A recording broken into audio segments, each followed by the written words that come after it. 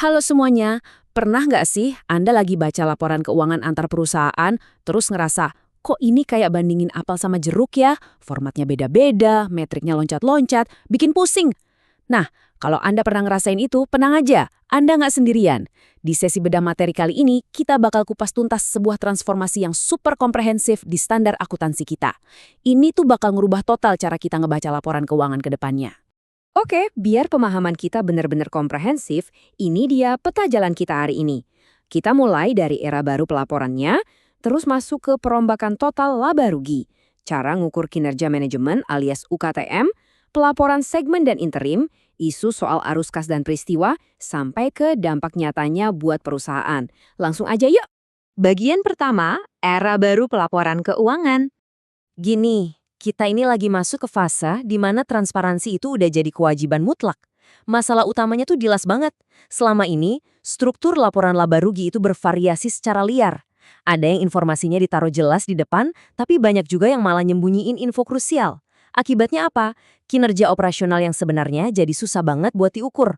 Nah, buat para investor jujur aja, ini tuh mimpi buruk. Mereka butuh data yang bisa dibandingin dengan gampang. Nah, karena banyaknya keluhan tadi, standar akuntansi global akhirnya berevolusi. Coba lihat lini masa perjalanannya ini. Dari awal kita adopsi PSAK 1 di tahun 2009, perjalanannya lumayan panjang ya.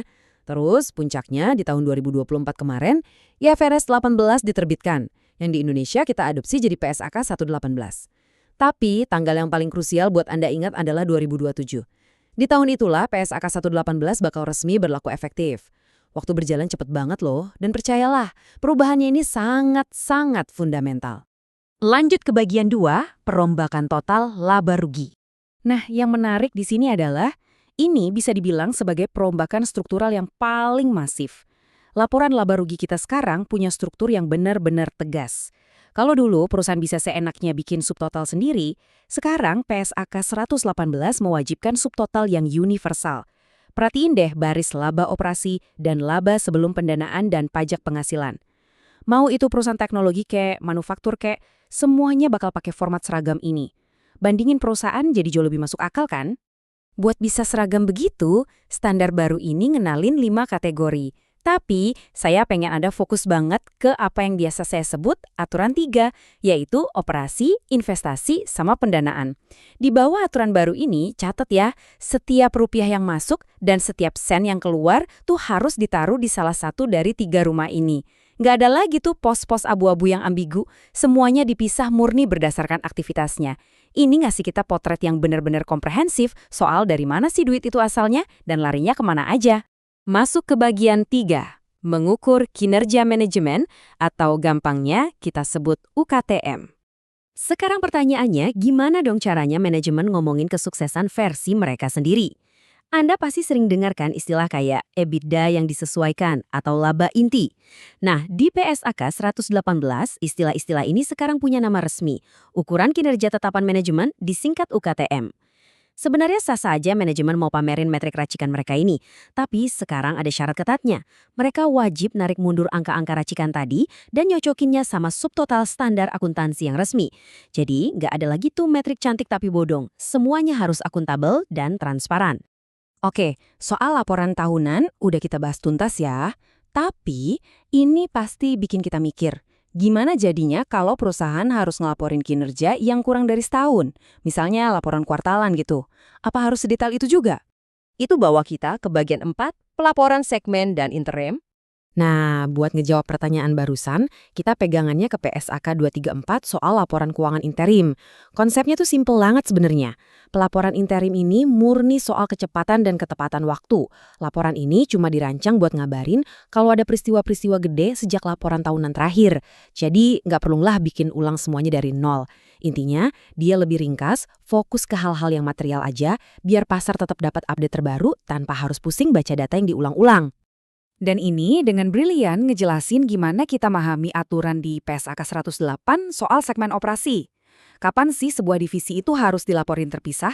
Kuncinya ada di aturan 10%. Kalau sebuah segmen itu nyumbang 10% pendapatan, atau 10% dari total laba rugi absolutnya, atau punya 10% aset perusahaan, nah segmen itu wajib dilaporin sendirian. Aturan 10% ini gampang banget diingat kan? Ini mastiin investor bisa dapat gambaran yang mendetail dan pastinya komprehensif soal mesin-mesin utama penggerak perusahaannya. Yuk, kita lanjut dan lihat gimana ini semua nyambung ke bagian 5, arus kas dan peristiwa. Untuk bikin pemahaman kita makin utuh, coba kita perhatiin pergerakan kas di bawah PSAK 207. Meskipun metode langsung sama tidak langsung dua-duanya boleh dipakai, tapi metode langsung ini yang paling didorong. Kenapa coba? Karena metode langsung tuh ngasih lihat secara belak-belakan duit masuk dan duit keluar kas brutonya. Buat investor, ngelihat uang mentah begini tuh jauh lebih ngebantu buat nebak atau memprediksi arus kas di masa depan, dibandingin cuma lihat penyesuaian dari laba bersih. Terus gimana dong kalau ada kejadian gede tepat setelah tanggal pelaporan selesai? Nah, PSAK 210 membelah ini jadi dua jenis yang beda banget. Ada yang namanya peristiwa penyesuai, alias kejadian yang ngasih bukti tambahan tentang kondisi yang emang udah ada dari sebelum tutup buku. Kalau ini, angkanya wajib disesuaikan. Kebalikannya, ada peristiwa non-penyesuai. Ini murni kondisi baru yang muncul setelah periode pelaporan. Contoh klasiknya nih, bayangin nilai investasi perusahaan tiba-tiba anjlok parah karena krisis pasar sehari setelah tutup buku. Anda nggak boleh mubah angka di laporannya, cukup kasih penjelasan aja di catatan pelengkap. Sesimpel itu. Satu lagi konsep yang wajib banget dipahamin biar analisis kita makin komprehensif, yaitu dilusi di PSAK 233. Buat Anda para investor ini penting banget loh. Dilusi ini kejadian di mana instrumen kayak opsi saham atau obligasi itu diasumsikan ditukar jadi saham biasa. Efeknya apa? Ya jumlah saham yang beredar otomatis nambahkan. Nah, ujung-ujungnya porsi laba per saham alias LPS Anda bakal menyusut atau terdilusi. Paham soal LPS dilution ini krusial banget buat ngukur potensi laba Anda yang mungkin aja terkikis di masa depan. Terakhir, bagian 6, dampak signifikan bagi perusahaan.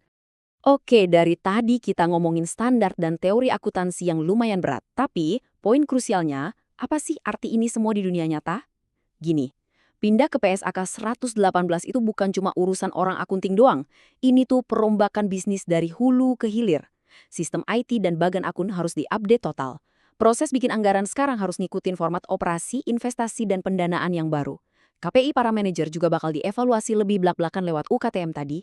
Dan yang paling dapat impact-nya, valuasi perusahaan bakal berubah total karena investor sekarang bisa ngelihat sumber laba yang jauh lebih transparan. Jadi, kesimpulannya, era di mana laporan keuangan bisa disembunyiin di balik struktur yang membingungkan, itu udah tamat. Bentar lagi ngebandingin laporan keuangan bener-bener bakal kayak ngebandingin apple sama apple. Apple to Apple.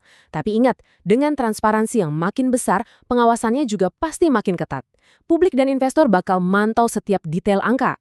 Pertanyaannya, 2027 itu tinggal sebentar lagi loh. Apakah sistem, tim, dan perusahaan Anda udah bener-bener siap buat menghadapi revolusi pelaporan ini?